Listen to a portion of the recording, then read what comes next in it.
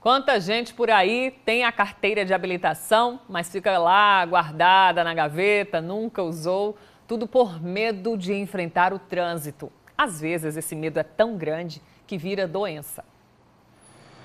No caso de Adriana, o medo de dirigir surgiu depois de um trauma, quando ela se envolveu num pequeno acidente. Só que a filha adotiva, na época com 8 anos de idade, também estava no carro. A gente adotou ela perdeu a família toda, né? Os pais e o irmão também no acidente. Então, assim, para ela era muito difícil, né? E assim, eu me senti culpada por isso, porque eu fiz ela passar novamente por um acidente, né? E de verdade eu parei de dirigir.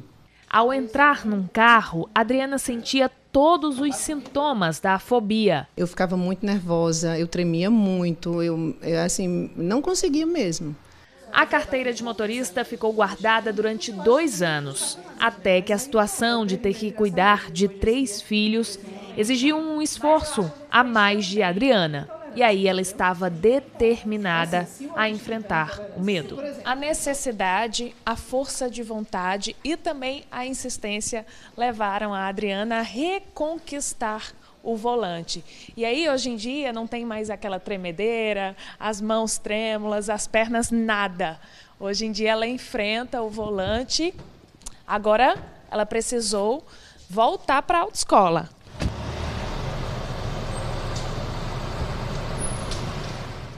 Persistir é a dica, mas para ajudar nesse processo de superação, como aconteceu com a Adriana, já existem aulas particulares na própria autoescola voltadas para esse público das pessoas com pânico, não é, Ju? Verdade. Elas chegam relatando o que acontece, o medo que elas acham que tem, né? E na maioria das vezes a gente verifica que é um medo de atrapalhar o trânsito, é um medo de se machucar ou machucar alguém, ou do que simplesmente os outros vão achar do que ela está fazendo no trânsito.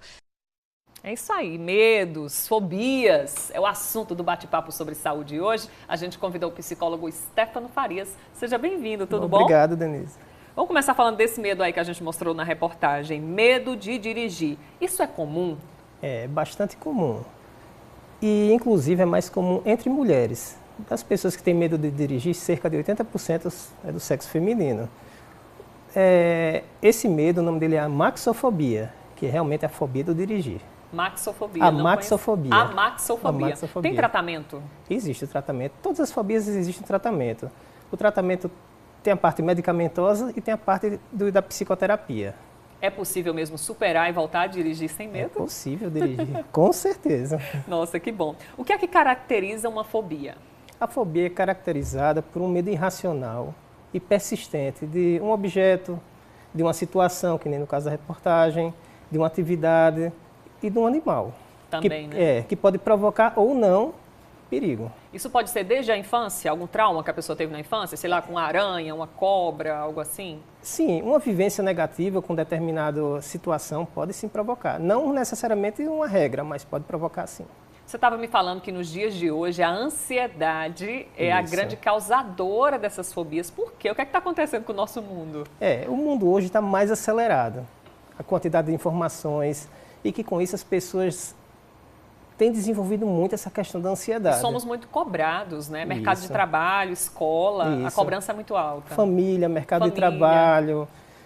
É muita cobrança, muita pressão. Isso causa muita ansiedade.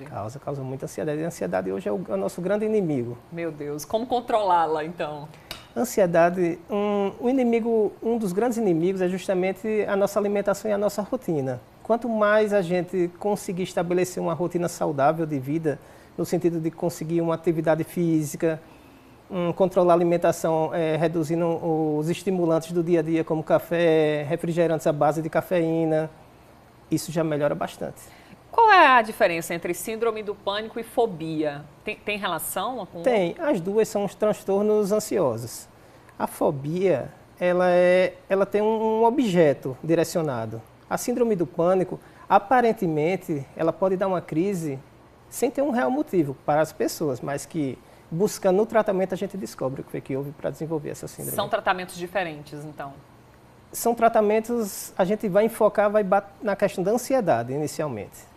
Entendeu? Quais são os sintomas da síndrome do pânico? Para as pessoas de casa, não sei. Da síndrome do pânico seriam a boca seca, taquicardia, achar que vai desmaiar ou que vai ter um problema cardíaco, medo de perder o controle. É mais ou menos nesse sentido. No seu consultório, quais são os outros tipos de fobias que mais aparecem assim no dia a dia? Recentemente apareceu a maxofobia, apareceu de animais, de andar de cavalo, aparece com frequência, também. Aparece. Mas nesse caso específico foi uma adolescente que teve uma queda, caiu do cavalo e ficou com bastante medo. O importante, né, Stefano, é dizer que se buscar tratamento, se estiver fora de controle, é possível voltar a uma vida normal. Essa questão do tratamento, o maior inimigo do tratamento hoje é justamente o preconceito, de procurar um profissional capacitado e ir. Muitas vezes as pessoas já vão no estado muito avançado e isso realmente não ajuda, só atrapalha. Então, pessoal, vamos fazer terapia. Se estiver precisando, façam, não tenham preconceito. Obrigada, até a próxima. Muito obrigado, Denise. Valeu, boa tarde.